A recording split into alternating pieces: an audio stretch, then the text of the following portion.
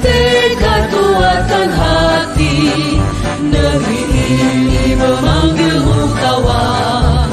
Belajar bergerak berbagi untuk negeri, guru penggerak majukan pendidikan. Guru penggerak menghamba pada murid, kreatif rancang pembelajaran. Hargai potensi, tingkatkan prestasi, lahirkan profil pelajar Pancasila. Belajar bergerak berbagi untuk negeri, kita menjalin kolaborasi. Belajar bergerak berbagi untuk negeri, demi bakti pada Ibu Pertiwi. Bismillahirrahmanirrahim. Assalamualaikum warahmatullahi wabarakatuh.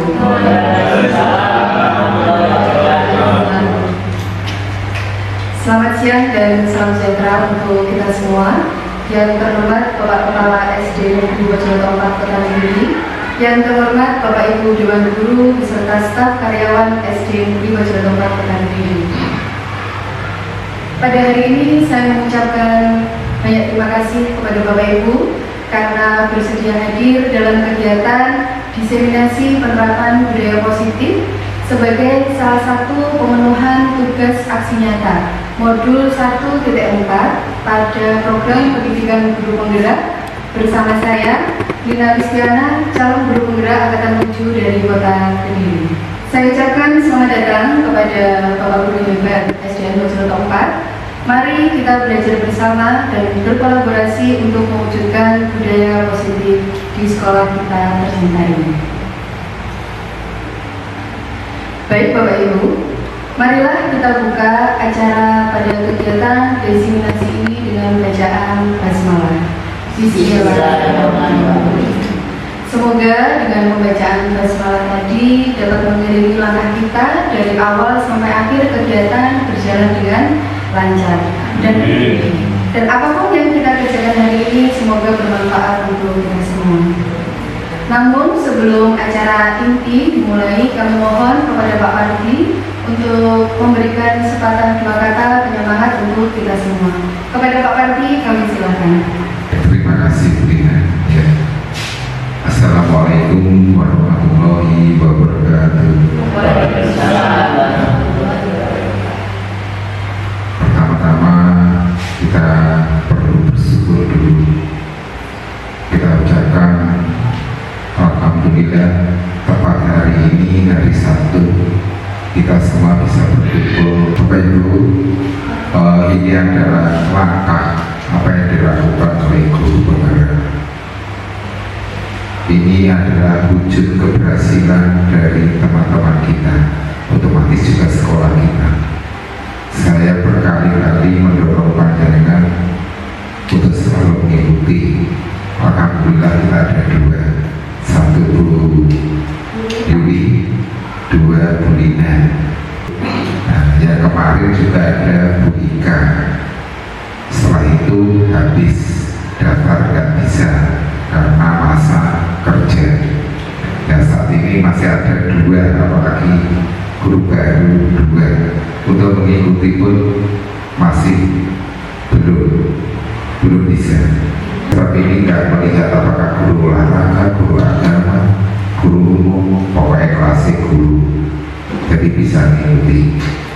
Perjuangan panjenengan saya yakin pasti akan membawa hasil. Untuk itu harapan saya memang untuk menuju peralihan semuanya serba global, kurikulum serba baru, suasana kerja baru. Kita itu dituntut oleh itu. Yang muda jangan segan-segan untuk belajar. Kalau yang sudah all in seperti ini, saya minta nikmati, kemudian sesuai dengan kemampuannya. Yang muda nggak boleh berhenti. Mungkin dari saya itu saja. Saya yakin kegiatan ini nanti akan membawa dampak luar biasa untuk sekolah kita. Nanti akan dijelaskan perubahannya. Apalagi saya lihat tadi modul modul 1 ke 4. Apakah nanti ada modul kedua, modul ketiga? Ya, seperti itu. Saya yakin banyak, mau tidak mau, yaitu tadi Bu Rina akan belajar terus tiada henti. Nah, katanya kalau kita sekolah dulu di SPG itu kan level of education, belajar umur hidup. Nah, kemarin di KKG dikembangkan belajar sepanjang hayat, itu sama, hanya ganti nama saja. Kalau lulusan SPG pasti sudah paham, sudah. Guru-guru itu sudah akan takut. Kelas 1, 2 kosong dirangkap biasa. Nah, tapi itu tadi hati panjenengan sebagai Bapak Ibu guru, tingkatkan pengetahuan, teknologinya kita gak akan bisa lepas. Apalagi saat ini 4.0 sudah ditinggal menuju ke 5.0. Ya, kan gitu kan Bapak Ibu. Mau tidak mau siapa yang ketinggalan pasti akan tergusur. Nah, yang mudah-mudahan adalah calon Bapak Ibu guru yang akan menggantikan kita semua. Itu saya akhiri. Wassalamualaikum warahmatullahi wabarakatuh.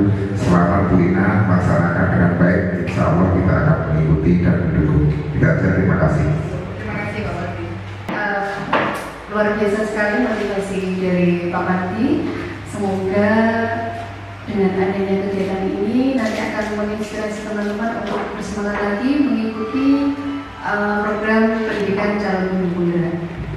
Baik Bapak Ibu, karena hari semakin siang, saya ingin mendengar dulu semangat dari Bapak Ibu. Kalau saya bilang mana semangatmu, Bapak Ibu bisa berkata, ini semangatku Bu.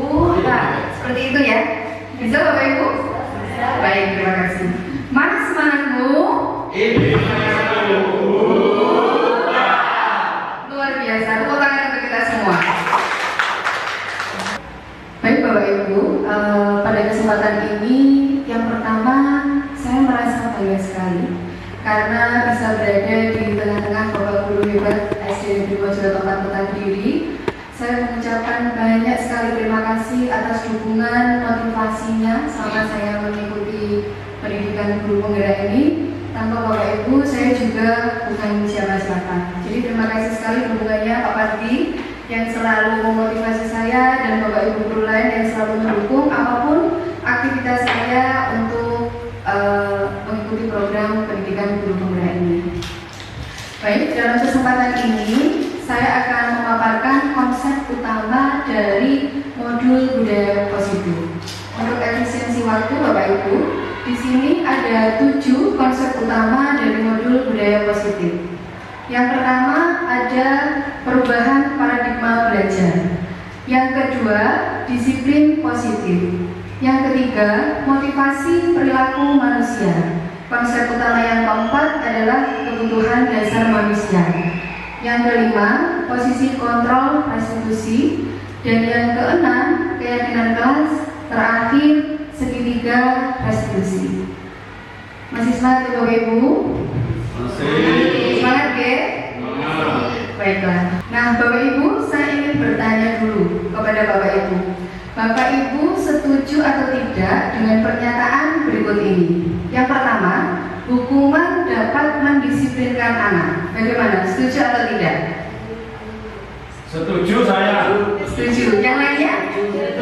Setuju. Saya tidak Ya. Baik, kita lanjutkan dulu ya Bapak. Yang kedua, pemberian hukuman dengan hal positif seperti membaca atau membersihkan halaman sekolah dapat meningkatkan disiplin anak. Setuju apa tidak? Setuju. Yang ketiga, memberi penghargaan dapat meningkatkan motivasi belajar anak. Setuju apa tidak? Baik Bapak Ibu, setelah ini nanti kita akan melihat apakah pernyataan ini sesuai atau tidak dengan pemikiran filosofi Bapak kita, yaitu Bapak Teja Dewan Toro. Yang ke tahap inti itu saya ingin mengajak Bapak Ibu bermain dulu. Siap? Baik, nama permainan ini ayo bermain cobalah bukan. Nah, aturan mainnya di sini cara bermainnya secara berpasangan. Jadi Bapak Ibu nanti berpasangan dengan teman sebelah bangkunya. Kita sepakat yang duduk di sebelah kiri adalah pemain A dan yang duduk di sebelah kanan adalah pemain B. Nah, caranya untuk pemain A silakan menuliskan sesuatu barang atau hal apa yang paling berharga dalam hidup Bapak Ibu ke dalam kertas sticky note.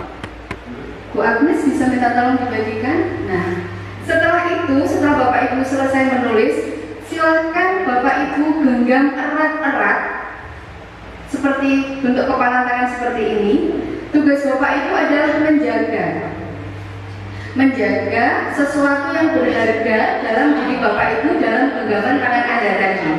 Nah, sedangkan tugas pemain B adalah mencoba dengan segala cara untuk membuka kepalan tangan pemain A.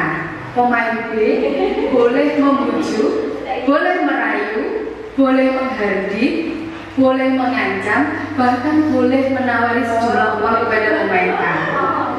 Cara mainnya seperti apa? Nah, Bapak Ibu nanti bisa melakukan secara bergantian ya, pemain A dengan pemain B. Untuk estimasi waktunya, masing-masing pemain adalah 30 detik. Monggo silakan dicoba Bapak Ibu. Saya ulangi lagi. Pertama itu saya kasih uang dalam genggamanmu, mbok kasih nih aku ora. Nah, sudah. Saya kasih uang, apa saya kasih HP? Saya kasih HP agar genggaman tangan kamu buka. Boleh membuka saya juga loh.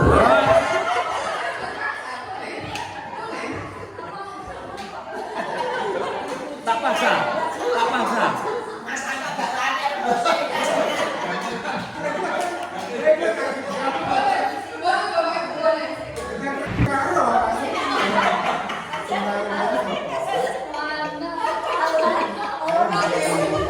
Oke, terima kasih Bapak Ibu, cukup.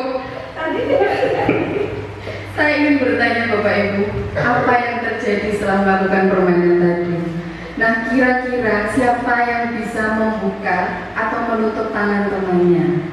Kira-kira kendali kontrolnya itu siapa yang pegang? Mungkin Bu Eka tadi yang bermainnya seru bisa memberikan komentarnya, monggo.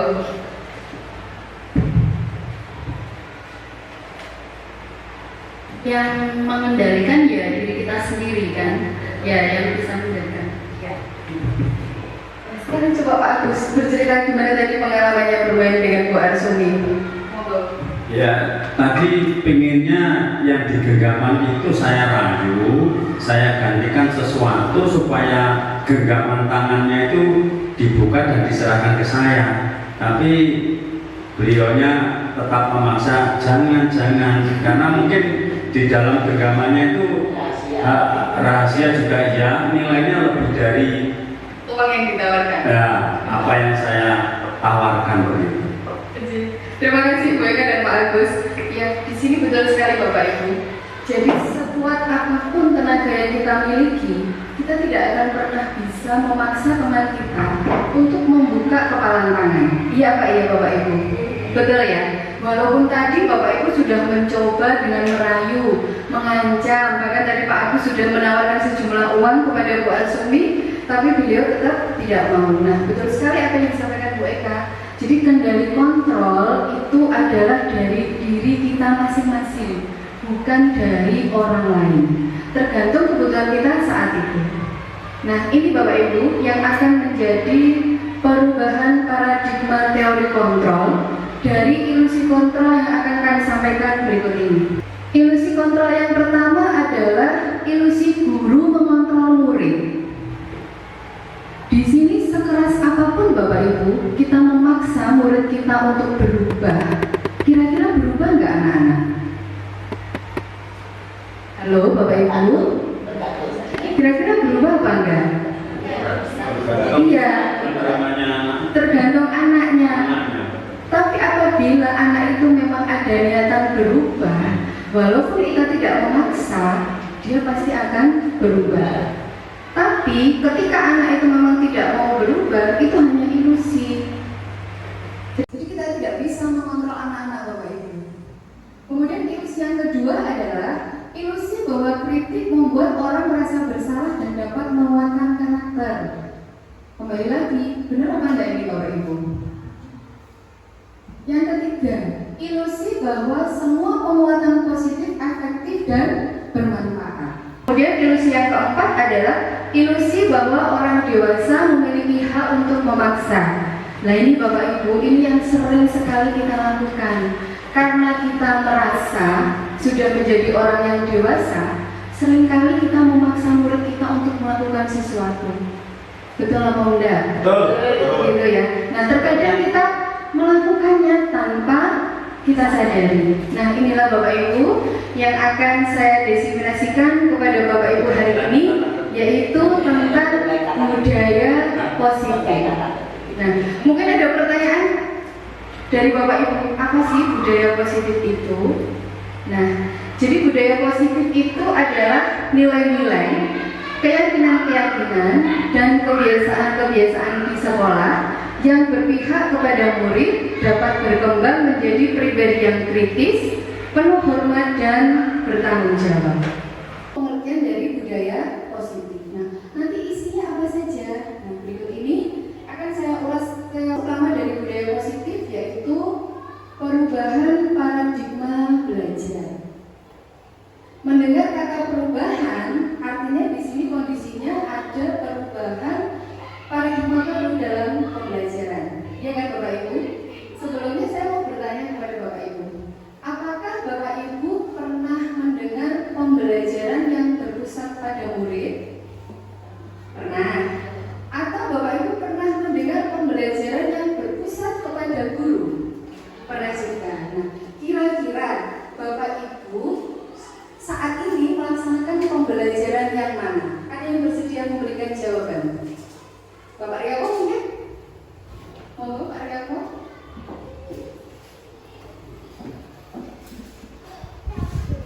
Terima kasih Waktu.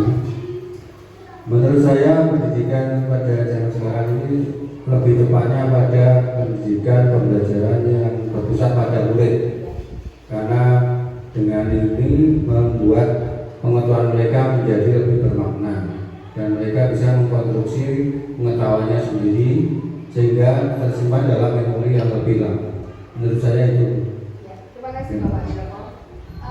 Jadi bagaimana dengan Bapak Ibu yang lain? Apakah sependapat dengan Pak Riawan? Sudah melaksanakan pembelajaran yang berpusat pada murid? Sudah? Insya Allah. Alhamdulillah. Tepuk tangan untuk semuanya.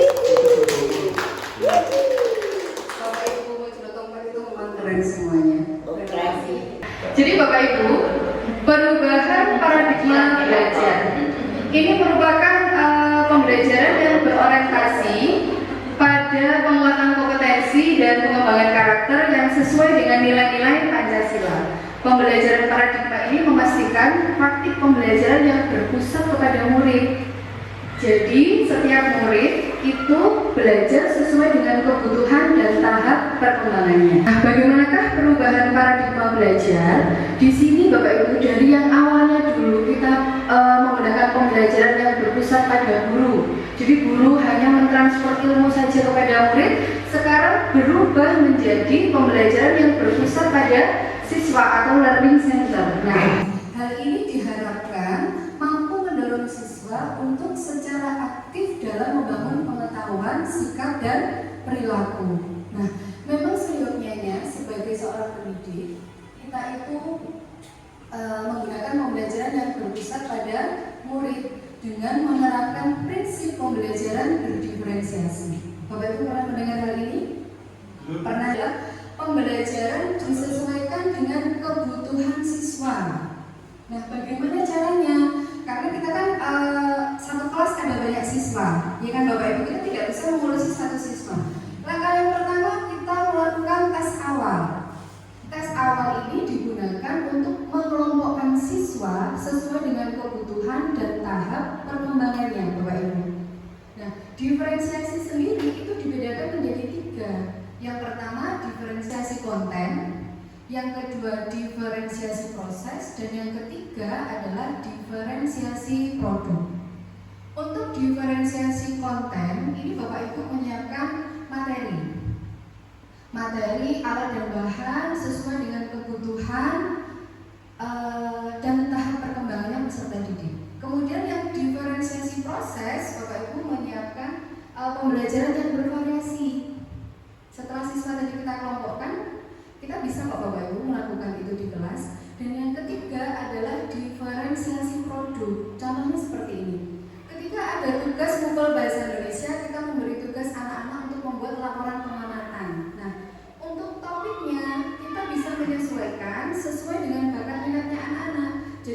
harus materi pelajaran bahasa Indonesia.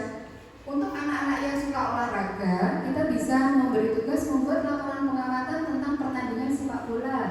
Atau untuk anak-anak yang suka IPA, kita bisa memberi tugas membuat laporan pengamatan tentang penelitian dan lain. Bapak Ibu, mungkin bisa dipahami ya? Terima kasih. Konsep utama yang kedua yaitu disiplin positif. Bapak Ibu, ketika mendengar kata disiplin, apa yang terbayang di benak Bapak Ibu? Kira-kira apa yang terlintas di pikiran Bapak Ibu? Seringkali, gimana Bapak? Disiplin biasanya terkait dengan kata siap. Ya boleh Bapak. Jadi biasanya kita menghubungkan kata disiplin itu dengan tata tertib. Iya Pak Anda? Teratur. Kemudian patuh terhadap peraturan. Nah, kata disiplin juga sering dikaitkan dengan hukuman. Iya Pak, iya Bapak Ibu. Nah, justru ketika kita belajar tentang disiplin positif, hukuman itu menjadi alternatif yang paling terakhir, atau bahkan tidak dilakukan sama sekali. Nah, dalam budaya kita, kata disiplin itu sering dikaitkan dengan perlakuan seseorang untuk melakukan orang lain patuh terhadap dia ya. Jadi seringkali kita menghubungkan kata disiplin itu dengan hal yang tidak nyaman. Nah, menurut Bapak Ki Hajar Dewantara, disiplin itu di mana ada kemerdekaan, di situ harus ada disiplin yang kuat. Sungguh pun disiplin itu bersifat self-disiplin, yaitu kita sendiri yang mewajibkan kita dengan sekeras-kerasnya, tetapi itu sama saja. Sebab jika tidak cakap melakukan self-disiplin atau disiplin diri sendiri, wajiblah penguasa lain mendisiplinkan diri kita. Jadi disiplin di sini harus dalam suasana yang merdeka. Ini dikutip dari pemikiran Ki Hajar Dewantara, Konsepsi Keteladanan Siswa Merdeka, cetakan kelima tahun 2013 halaman 470. Nah, penjelasannya seperti ini Bapak Ibu. Di situ Ki Hajar menyatakan bahwa untuk mencapai kemerdekaan dalam konteks pendidikan saat ini, untuk menciptakan murid yang merdeka, syaratnya adalah harus ada disiplin yang kuat. Nah, disiplin yang dimaksud adalah disiplin diri, disiplin dari motivasi internal, dari dalam diri siswa sendiri. Namun, jika motivasi internal ini tidak dimiliki siswa, maka kita memerlukan pihak lain untuk mendisiplinkannya, atau yang berasal dari luar diri siswa. Nah, ternyata pemikiran Ki Hajar Dewantara ini sejalan dengan pandangan Dale Gosen dalam bukunya Restructuring School Discipline 2001, yaitu untuk menjadi seorang murid atau pengikut, seseorang harus paham betul alasan mengapa mereka mengikuti satu aliran atau ajaran, sehingga motivasi yang terbangun adalah motivasi intrinsik, bukan motivasi ekstrinsik. Nah, Bapak Ibu, sebagai pendidik, tujuan kita adalah menciptakan anak-anak yang memiliki disiplin diri, sehingga mereka bisa berperilaku mengacu nilai-nilai kebajikan universal dan memiliki motivasi intrinsik, bukan ekstrinsik. Disiplin di sini sebagai kontrol diri, yaitu belajar untuk mengontrol diri agar dapat mencapai tujuan yang mulia.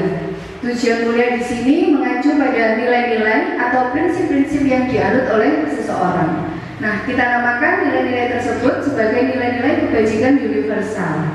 Salah satunya adalah nilai-nilai kebajikan yang ingin dicapai setiap anak Indonesia yang kita kenal dengan P3 atau Profil Pelajar Pancasila.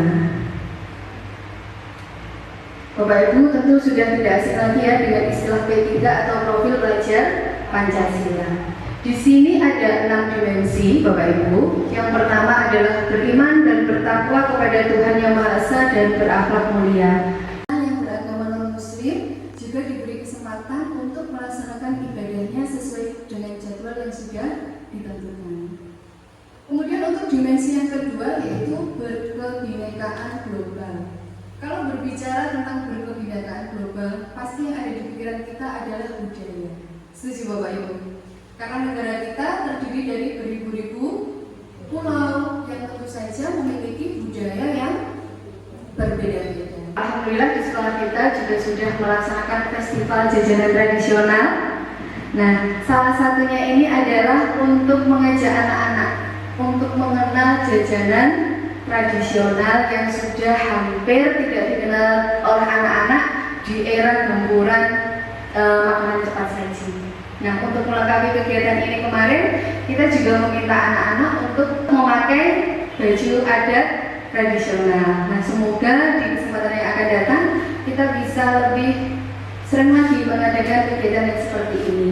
Nanti ya Pak Marti ya. Jadi berikutnya Bapak Ibu, dimensi yang ketiga yaitu bergotong royong. Bergotong royong di sini Bapak Ibu terdiri dari 3 elemen. Elemen yang pertama adalah berbagi, elemen yang kedua adalah kolaborasi, dan elemen yang ketiga itu biasanya kita mengadakan kegiatan ini Bapak Ibu, santunan anak yatim, kemudian menjenguk anak yang sakit. Ini kira-kira elemen apa Bapak Ibu? Apa? Apa? Sosial. Bukan berbagi. Toleransi. Bukan. Iya betul. Elemen kepedulian atau elemen peduli. Sekolah kita sudah melaksanakan toh? Ya. Nah, untuk elemen berbagi di sini contohnya tadi Bapak Ibu. Tadi waktu kita melaksanakan Sabtu Gemayur, ada beberapa siswa yang tidak membawa bekal. Dan luar biasa sekali tadi anak-anak saya itu menawarkan temannya untuk makan bersama. Berarti alhamdulillah dalam diri anak-anak kita itu sudah ada nilai gotong royongnya, dimensinya gotong royong sudah ada. Begitu. Kemudian yang terakhir adalah elemen kolaborasi. Nah, kita juga berkolaborasi bersama siswa untuk membersihkan lingkungan kelas dan lingkungan sekolah. Jadi untuk dimensi gotong royong, alhamdulillah kita juga sudah melaksanakan.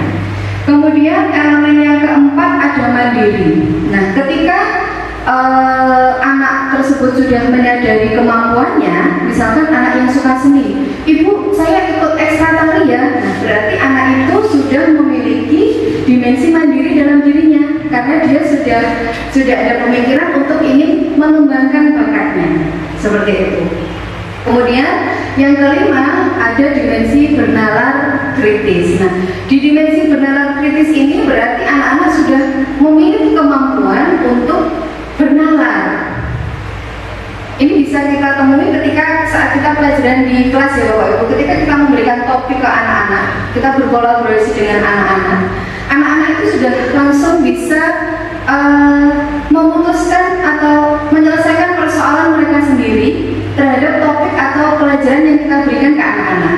Mereka bisa menyimpulkan, kemudian mereka bisa mengevaluasi. Ini termasuk dalam dimensi bernalar kritis. Kemudian dimensi yang terakhir adalah dimensi kreatif. Nah, alhamdulillah kita didukung sekali sama Bapak Kepala Sekolah. Setiap Sabtu ke-5 kita ada yang namanya Sabtu Kreasi, di mana di Sabtu Kreasi ini kita memfasilitasi anak-anak untuk menyalurkan kreativitas mereka. Apapun bakat yang dimiliki, apapun keahlian mereka, apapun kreativitasnya anak-anak bisa ditampilkan saat Sabtu Kreasi.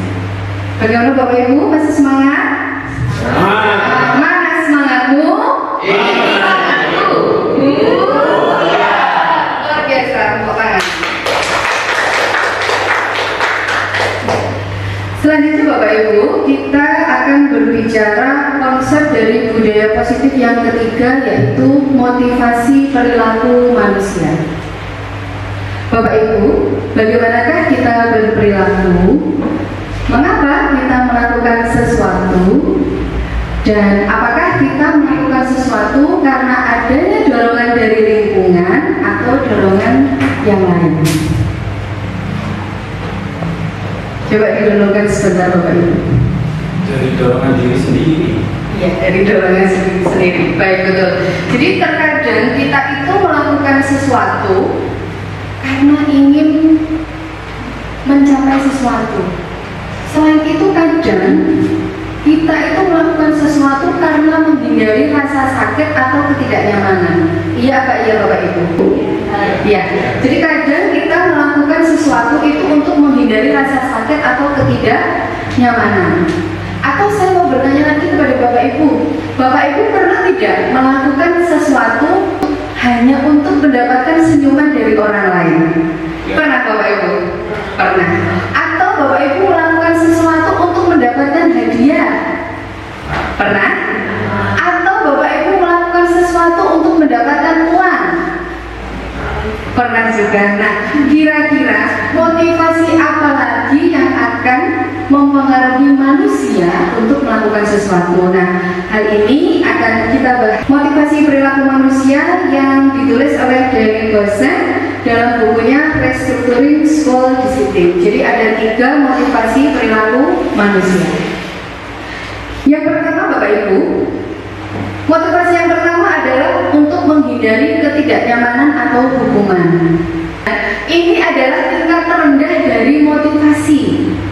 Nah, motivasi ini bersifat eksternal atau dari luar, karena kita melakukannya untuk menghindari rasa sakit atau ketidaknyamanan atau hukuman. Pikiran kita hanya seperti ini, apa ya yang akan terjadi apabila saya tidak melakukannya? Permasalahan apa yang muncul? Nah, berikutnya, untuk teori motivasi yang kedua, yaitu untuk mendapatkan imbalan atau penghargaan dari orang lain. Motivasi ini setingkat lebih di atas motivasi yang pertama, karena di sini orang yang melakukan motivasi ini, dia akan bertanya, apa yang akan saya dapatkan? Imbalan apa yang saya dapatkan? Seperti itu Bapak Ibu. Ini manusiawi Bapak Ibu, manusiawi. Berikutnya, motivasi yang ketiga yaitu untuk menjadi orang yang mereka inginkan dan menghargai diri sendiri dengan nilai-nilai yang mereka percaya. Seperti tadi yang disampaikan oleh Pak Agus, ini motivasi yang berasal dari diri sendiri. Dari kedua motivasi tadi itu sifatnya eksternal atau berasal dari luar. Tetapi untuk motivasi yang ketiga, ini adalah motivasi yang berasal dari diri sendiri. Nah, inilah Bapak Ibu, tujuan dari disiplin positif adalah kita menanamkan motivasi yang ketiga ini kepada anak didik kita, agar mereka menjadi orang yang mereka inginkan dan menghargai diri sendiri dengan nilai-nilai yang mereka percaya. Kalau anak-anak kita itu sudah memiliki motivasi intrinsik, tentu saja akan berdampak jangka panjang. Sudah tidak akan terpengaruh lagi akan hukuman ataupun hadiah. Mereka akan tetap berperilaku sesuai dengan nilai-nilai yang mereka yakini, karena sudah tertanam dalam diri mereka. Mereka ingin menjadi orang yang mereka inginkan dan menghargai diri sendiri. Bagaimana Bapak Ibu, lanjut? Terima kasih. Nah, untuk konsep berikutnya adalah kebutuhan dasar manusia. Nah, Bapak Ibu, kebutuhan dasar manusia ini terbagi menjadi 5. Yang pertama adalah kebutuhan bertahan hidup. Yang kedua, kebutuhan kasih sayang dan rasa diterima. Yang ketiga, kebutuhan penguasaan. Yang keempat, kebutuhan kebebasan. Dan yang terakhir adalah kebutuhan kesenangan. Bapak Ibu, ketika kita memiliki suatu tujuan, kita kan pasti akan berusaha untuk mencapainya ya. Nah, pencapaian kita itu adalah salah satu usaha kita untuk memenuhi 1 atau 2 dari kebutuhan dasar kita. Kita akan bahas satu-satu ya Bapak Ibu. Yang pertama ada kebutuhan bertahan hidup. Kebutuhan bertahan hidup ini bersifat kebutuhan fisiologis ya. Jadi untuk bertahan hidup erat kaitannya dengan kesehatan, rumah, dan makanan. Kemudian berkaitan juga dengan kebutuhan biologis, yaitu bagian dari proses reproduksi. Ini termasuk kebutuhan bertahan hidup. Dan kebutuhan psikologis, rasa aman, rasa nyaman. Nah, contohnya seperti ini.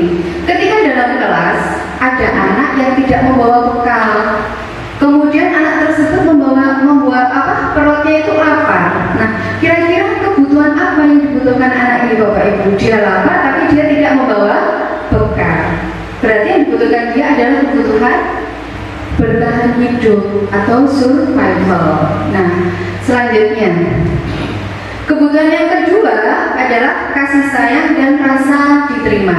Kebutuhan ini sifatnya kebutuhan psikologis ya. Jadi kebutuhan untuk disayang, diterima dalam hubungan koneksi sosial. Bapak Ibu, kebutuhan ini meliputi keinginan untuk tetap terhubung dengan orang lain seperti teman, keluarga, pasangan hidup, teman kerja, binatang peliharaan, dan kelompok di mana kita tergabung. Misalkan contohnya tadi kita kaitkan dengan kebutuhan yang bertahan hidup. Ketika ada anak yang tidak membawa bekal, kemudian anak itu mengambil bekal milik temannya, tentu saja anak yang bekalnya diambil itu kan pasti lapor ke guru ya. Nah, guru pasti kan akan ngomong ke anaknya itu, kita tanya, atau kalau memang sudah harus kita berkolaborasi dengan orang tua, kita menyampaikan ke orang tua. Nah, kadang kebutuhan anak itu adalah kebutuhan kasih sayang dan rasa diterima. Jadi dia seperti mencari perhatian, tapi dengan mencari perhatian yang salah. Lewat apa tadi? Mengambil bekal milik temannya. Kita lanjut di kebutuhan yang ketiga, yaitu penguasaan. Penguasaan di sini adalah kebutuhan pengakuan atas kemampuan. Bapak Ibu tahu ya karakternya anak SD. Kalau ketika dia sudah bisa, terus kemudian kita beri penghargaan kepada mereka, anak-anak kira-kira pasti senang apa tidak? Untuk semangat bersaingnya dengan teman itu loh, sangat tinggi sekali, kompetitif. Jadi kebutuhan ini berhubungan dengan kekuatan untuk mencapai sesuatu. Nah, ciri-cirinya anak yang memiliki kebutuhan penguasaan ini, dia itu selalu ingin jadi pemimpin. Apabila dia melakukan kesalahan, dia itu akan merasa sangat kecewa. Bapak Ibu pernah nggak menjumpai siswa kita yang seperti ini? Banyak ya. Kita lanjut ke kebutuhan dasar yang keempat, yaitu kebebasan. Nah, kebebasan di sini adalah kebutuhan akan kemandirian, otonomi, memiliki pilihan dan mampu mengendalikan arah hidup seseorang. Nah, anak dengan kebutuhan kebebasan ini, mereka suka aktif bergerak, suka mencoba-coba, suka mencoba hal baru dan menarik. Nah, kita sebagai pendidik pengajar Bapak Ibu di kelas, paling tidak ketika kita melakukan pembelajaran, kita harus bisa memberi pembelajaran yang bervariasi sesuai dengan kebutuhan anak-anak tadi. Karena pada dasarnya anak-anak itu menyukai kebebasan. Ada kebutuhan dasar kesenangan. Nah, kebutuhan kesenangan ini sebagaimana anak-anak itu pasti suka bermain dan tertawa. Rasanya juga kalau kita itu tidak tertawa kan hidup juga tidak enak ya. Kita sendiri juga seperti itu. Nah, bahkan untuk mendapatkan kesenangan, anak-anak itu kadang cenderung jahil ke temannya. Dia menggoda temannya. Ketika temannya itu merasa kesakitan atau bagaimana, kadang dia hanya tertawa. Nah, itu adalah kebutuhan kesenangan dari anak-anak. Baik Bapak Ibu, kita lanjut. Atau ada pertanyaan sampai sini? Kita lanjut dulu ya. Baik. Nah, untuk konsep utama berikutnya adalah posisi kontrol restitusi. Bapak Ibu pernah mendengar ya posisi kontrol restitusi. Jadi posisi kontrol guru itu ada 5. Yang pertama adalah posisi penghukum, yang kedua pembuat rasa bersalah, yang ketiga posisi teman, yang keempat posisi pemantau, dan yang kelima adalah posisi manajerial. Nah Bapak Ibu, kira-kira Bapak Ibu ada di posisi mana ini? Apakah posisi penghukum, posisi pembuat rasa bersalah, posisi teman, posisi pemantau, atau posisi manajerial? Kita lihat tayangan berikut ini ya Bapak Ibu.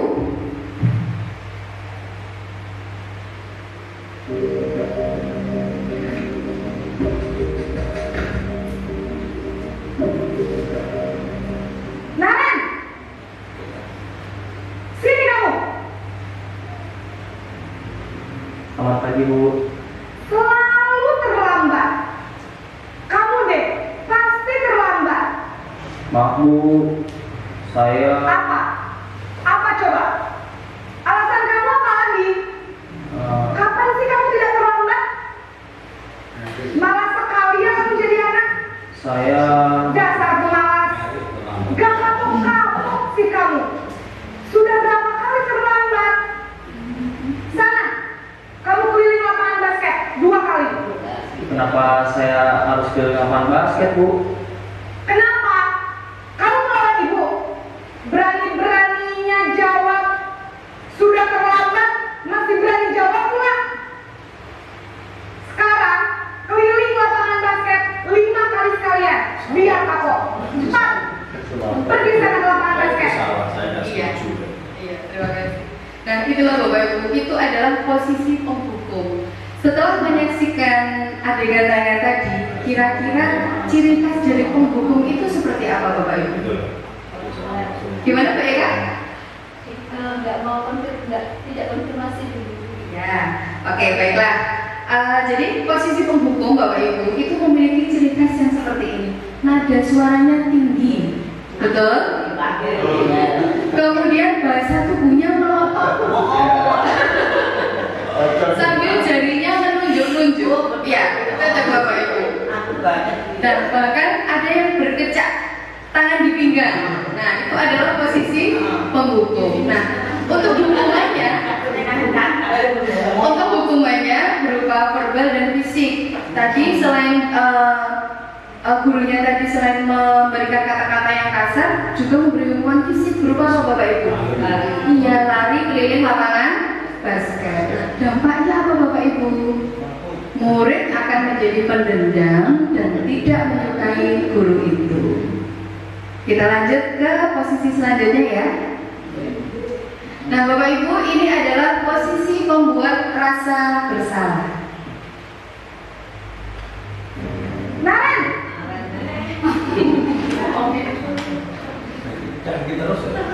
Ibu, Naren, kamu kenapa terlambat lagi nak? Ya Tuhan Naren, kamu senang ya bikin ibu susah ya? Kalau kamu terlambat lagi, nanti ibu yang ditegur bapak kepala sekolah nak. Disangka ibu tidak bisa membina kamu. Duh, gimana ini? maaf Bu. Duh Gusti Naren, kamu suka ya kalau ibu ditegur bapak kepala sekolah? Terus, sekarang ibu harus tulis apa yang di buku absen? Ini kamu sudah sering terlambat loh. Ibu harus apa coba? Maaf Bu, maaf sekali. Ya sudah, lain kali jangan bikin ibu susah lagi ya nak ya. Ibu tidak akan kuat lagi kalau kamu begini terus. Bisa jantungan kalau ibu ditegur bapak kepala sekolah. Sana cepat ke kelas. Maaf ya Bu, maaf sekali. Ya, bisa dilihat ya Bapak Ibu ya, bedanya posisi penghukum dan posisi pembuat rasa bersalah. Nah, posisi pembuat rasa bersalah ini memiliki ciri khas nada suaranya cenderung lembut, tenang, namun kata-katanya menyalahkan murid. Guru membuat murid merasa bersalah dengan membuat murid menderita. Tadi ya Bapak Ibu, ingat ya kata-katanya gurunya tadi ya. Kemudian dampaknya ini akan membuat identitas murid merasa gagal. Jadi membuat identitas gagal pada murid. Kita lanjut pada posisi kontrol yang ketiga, yaitu posisi aman. Naren lagi. Tapi namanya sistem Naren. Akhirnya KB ya berarti yang 5, 1, 2, 3, 5. Naren. Naren. Selamat pagi Bu. Wah, sudah jam berapa ini nak? Terlambat lagi ya saya. Iya Bu, habis ibu saya belum membangunkan saya Bu. Kamu malah menyalahkan ibu kamu. Kamu bukan anak yang paling kencang. Kok terlambat sih? Iya Bu, saya memang terlambat bangun tadi. Jadi biarpun saya lari kencang, tetap gak kekejar Bu. Ya sudah sana, nanti lain kali larinya lebih kencang lagi ya. biar gak terlambat lagi. Bikin seneng ibu, demi ibu. Bisa kan? Bisa lah Bu. Ya sudah, sekarang kelas. Ibu beresin urusan absen kamu. Kamu ini ada saja. Iya, tadi adalah Bapak Ibu. Kalau Bapak Ibu lihat dari posisi teman, tadi seperti bersenda gurau ya dengan anak-anak. Seperti gurunya mengatakan demi ibu, tolong. Nah, itu menunjukkan posisi teman dengan ciri-cirinya sebagai berikut. Jadi nada suaranya ramah, cenderung akrab karena lebih seperti bersenda gurau. Nah, dampaknya ini ada dampak dua Bapak Ibu. Dampak positifnya murid menjadi akrab dengan guru. Namun dampak negatifnya murid akan tergantung kepada guru. Nah, selanjutnya posisi pemantau. Ya, kita lihat nalar lagi. Lalu gurunya seragamnya.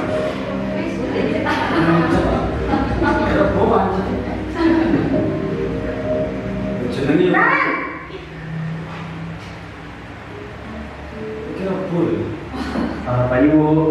Naren, apa peraturan sekolah kita tentang jam berapa kita harus masuk sekolah, nak? Kita harus di sekolah jam 7 Bu. Iya betul, sekarang sudah jam 7.20. Naren sudah tahu konsekuensinya jika terlambat hadir. Paham Bu? Saya harus tinggal kelas pas jam istirahat selama 20 menit. Iya benar, konsekuensinya demikian. Jadi nanti jam 9.30 pas istirahat, kamu harus tinggal di kelas, kerjakan tugas tambahan untuk ketertinggalan kamu, ya? Baik Bu. Nah, Bapak Ibu, ini adalah posisi pemantau.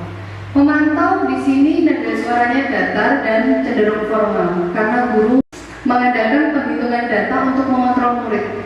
Ketika murid terlambat berapa jam, nanti konsekuensinya jam istirahat kamu mengerjakan tugas A, B, dan lain sebagainya. Nah, dampaknya murid akan menghitung konsekuensi dan hadiah tanpa memahami sepenuhnya nilai kebajikan yang dituju.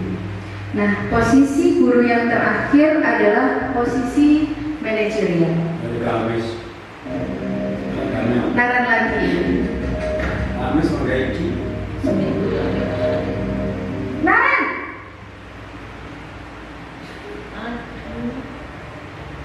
Selamat pagi Bu. Selamat pagi Naren.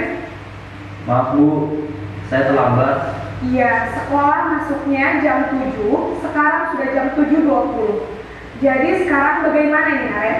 Maaf Bu, saya lupa saya semalam. Baiklah, menurut kamu, keyakinan sekolah yang mana yang perlu kamu tingkatkan? Menghargai diri sendiri dan orang lain mungkin ya Bu. Setuju. Jadi, apakah Naren meyakini prinsip saling menghormati tersebut? Iya Bu, saya meyakininya. Apakah Naren bersedia memperbaiki masalah keterlambatan ini? Bersedia Bu. Bagaimana kamu akan perbaiki masalah keterlambatan ini? Saya akan coba untuk tidak lupa menyetel alarm saya Bu. Baik, kalau Naren lupa menyetel alarm di rumah, ada orang yang kira-kira bisa bantu mengingatkan tidak? Ada Bu, kakak saya, Kak Emma. Ada lagi selain Kak Emma? Selain Kak Emma, Ya saya sendiri. ada ibu saya. Baik, jadi yang mengingatkan Naren adalah Kak Emma dan ibu kamu ya. Kira-kira akan mulai setel alarm kapan nih Naren? Setelah pulang sekolah, akan segera saya lakukan. Baik, jadi Naren akan setel alarm untuk bangun besok pagi dan akan diingatkan oleh kakak dan ibunda Naren ya. Ada lagi yang mungkin perlu dilakukan Naren agar tidak terlambat bangun lagi? Tidak ada Bu. Baik Naren, terima kasih untuk kerjasama kamu. Sekarang kamu perlu kembali ke kelas untuk belajar. Baik Bu, terima kasih.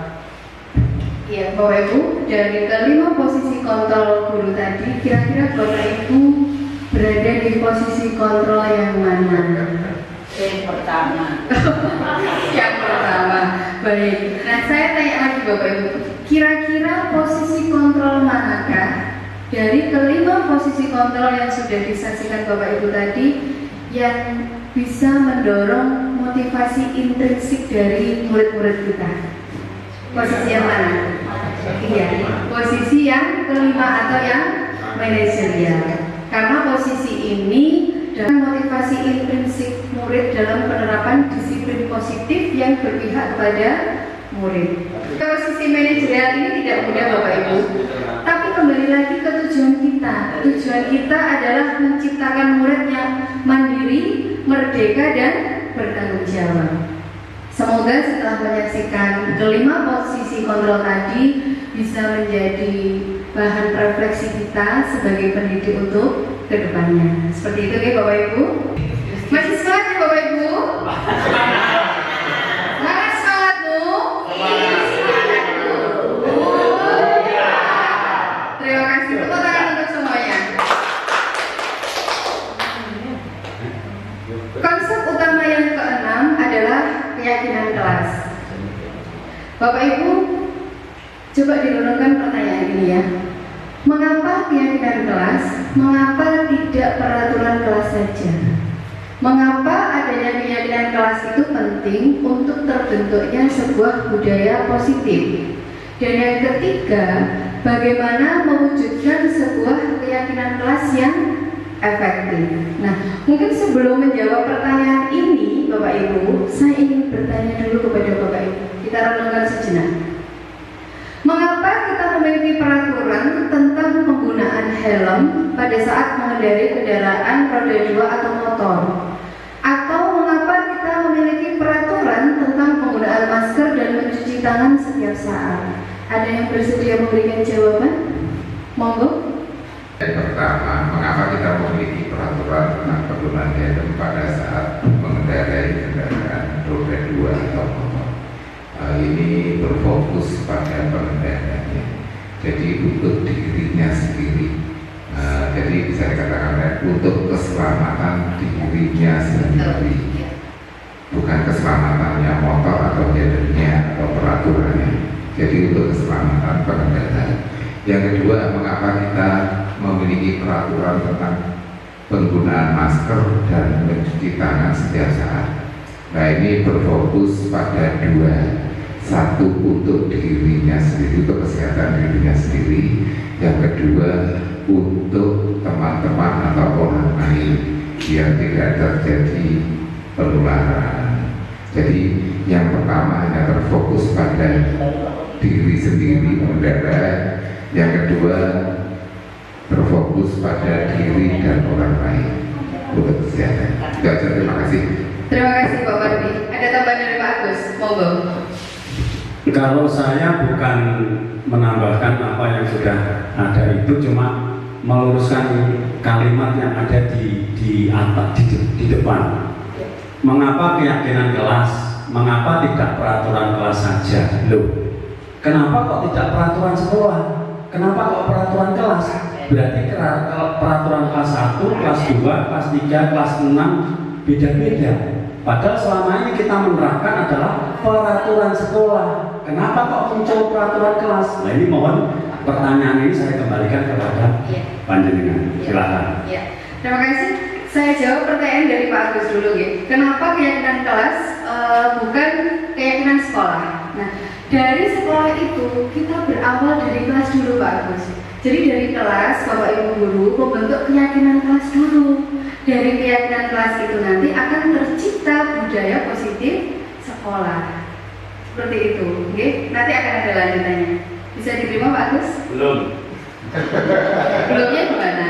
Belumnya ya berarti dengan penerapan peraturan kelas itu yang sudah muncul di tembok-tembok itu segera dirubah aja. Kalau memang itu aturan kelasnya, jadi kita buat aturan kelas apa sekolah gitu yang harus dikedepankan. Awalnya dari keyakinan kelas dulu. Apa ada awalnya dari peraturan sekolah dulu? Dari kelas dulu. Setelah itu kita kembangkan menjadi keyakinan sekolah. Habis itu tercipta budaya positif sekolah. Munculnya itu kan adanya sekolah dulu baru kelas. Jadi SD Mojoroto 4 munculnya kan sekolah dulu, bukan kelasnya sih. Kelasnya dibangun tapi kan tulisan SD Mojoroto 4 itu. Iya. Jadi adalah peraturan sekolah. Iya. Ada pertanyaan seperti ini, mengapa keyakinan kelas? Mengapa tidak peraturan kelas saja? Nah, sebelum menjawab pertanyaan ini tadi, saya meminta untuk merenungkan dua soal yang saya tanyakan. Mengapa kita memiliki peraturan tentang penggunaan helm dan penggunaan masker. Nah, tadi sudah dijawab sama Pak Pati. Gini Pak Agus, kenapa kok tidak peraturan? Biasanya kalau mendengar kata peraturan itu cenderung dilanggar atau tidak Bapak Ibu? Dilanggar. Iya Pak? Karena peraturan itu dibuat untuk dilanggar. Nah, apalagi dengan adanya seperti itu, makanya di sini bukan peraturan kelas, tetapi keyakinan kelas. Keyakinan kelas tadi sudah disampaikan Pak Pardi, kalau pengendara motor menggunakan helm karena takut ditilang polisi. Nah itu pasti sekarang pun masih banyak kan kita jumpai pengendara motor yang tidak memakai helm karena mereka menganggap memakai helm hanya aturan saja. Mereka tidak mempunyai nilai yang mereka yakini bahwa memakai helm adalah untuk keselamatan diri.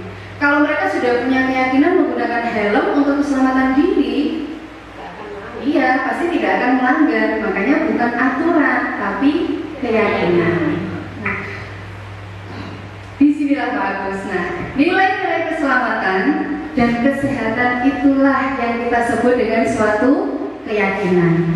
Jadi nilai-nilai kebajikan universal yang disepakati secara tersirat dan tersurat, lepas dari latar belakang suku, negara, bahasa maupun agama. Karena seseorang akan lebih tergerak dan bersemangat untuk menjalankan keyakinannya daripada hanya sekedar mengikuti serangkaian peraturan tertulis tanpa makna. Makanya tadi dimulai dulu dari keyakinan kelas dulu. Kalau keyakinan kelas sudah tercipta, maka akan ada keyakinan sekolah. Jadi budaya positif akan terwujud seperti itu. Nah, jadi pengertian keyakinan kelas adalah sesuatu yang diyakini bersama yang berasal dari penyatuan pikiran untuk menjadi nilai-nilai kebajikan dan dapat kita terapkan untuk membangun budaya positif. Nah, bagaimanakah pembentukan keyakinan sekolah atau keyakinan kelas? Yang pertama bisa dimulai dari pernyataan keyakinan kelas dibuat dalam bentuk positif. Jadi tidak ada kata tidak. Konotasinya jangan negatif. Jangan menggunakan kata jangan. Jadi menggunakan pernyataan yang positif. Misalnya datang tepat waktu. Jadi tidak boleh terlambat. Tidak boleh menggunakan kata itu. Jadi datang tepat waktu. Konotasi. Kemudian yang kedua, membuat keyakinan kelas tidak terlalu banyak. Yang penting anak-anak mengingat, memahami, dan meyakini nilai-nilai itu. Dan pertanyaannya, siapakah yang membuat keyakinan kelas?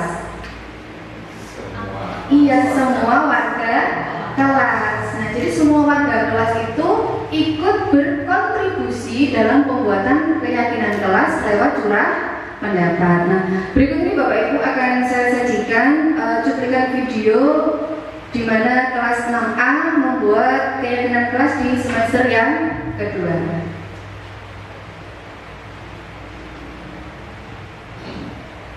Hari ini kita berbicara tentang ya,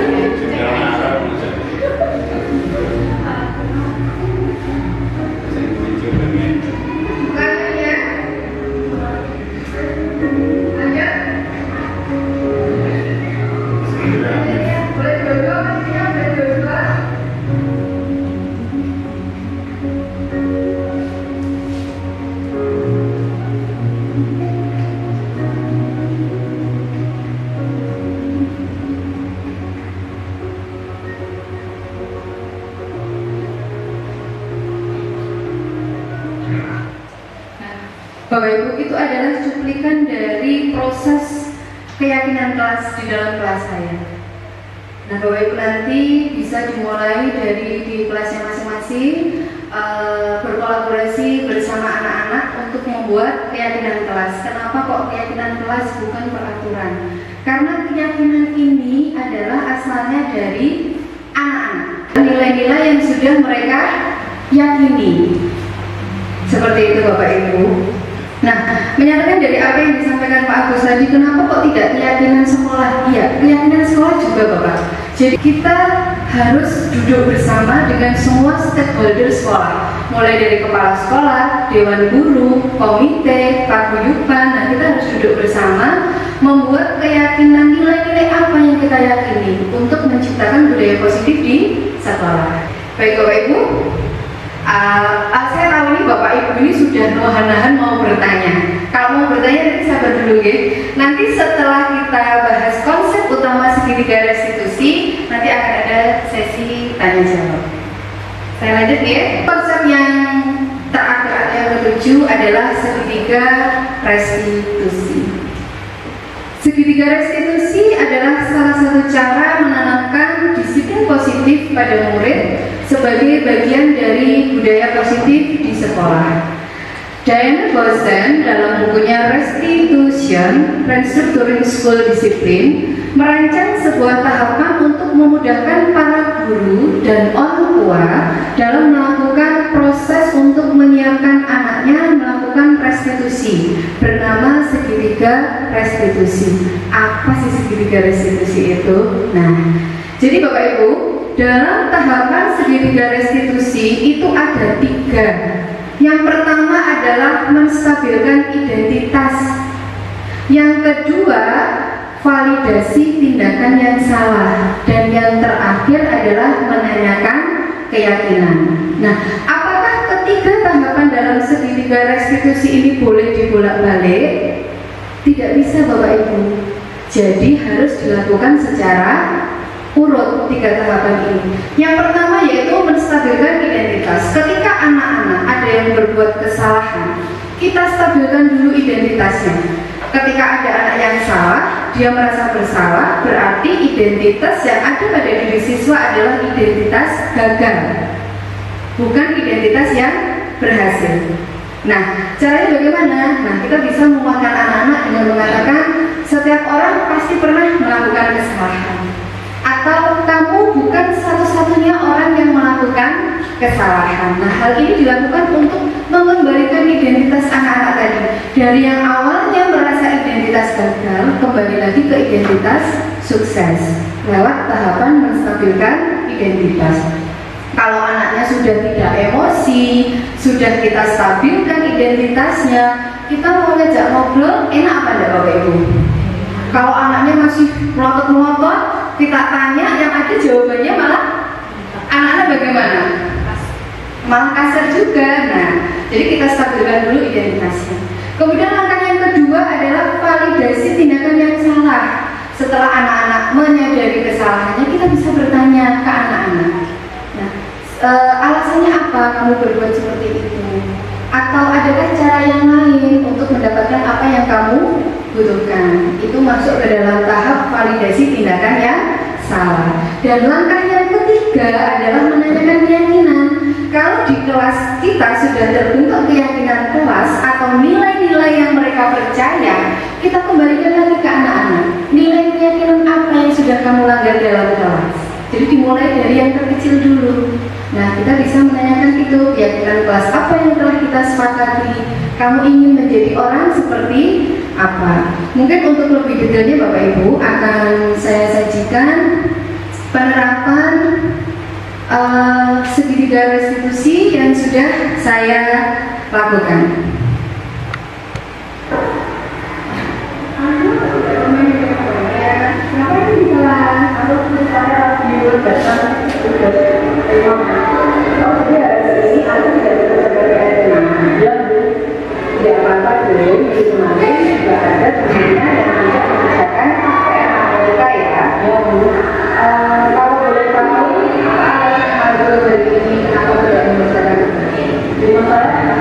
Kemarin ada jadwal di Indonesia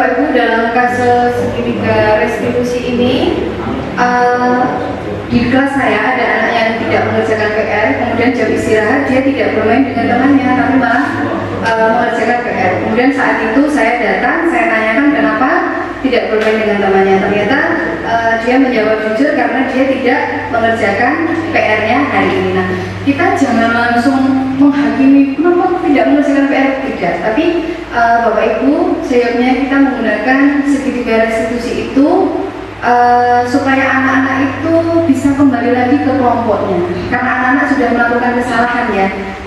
Tidak mengerjakan PR itu adalah salah satu bentuk melanggar nilai keyakinan yang sudah diyakini dengan tahapan 3 segitiga restitusi tadi. Mungkin sampai sini Bapak Ibu ada yang ingin ditanyakan dari 7 konsep yang saya paparkan tadi, monggo. Berkaitan dengan pembelajaran yang berpusat pada siswa, bagaimanakah dengan kemampuan siswa yang terbatas? Terima kasih.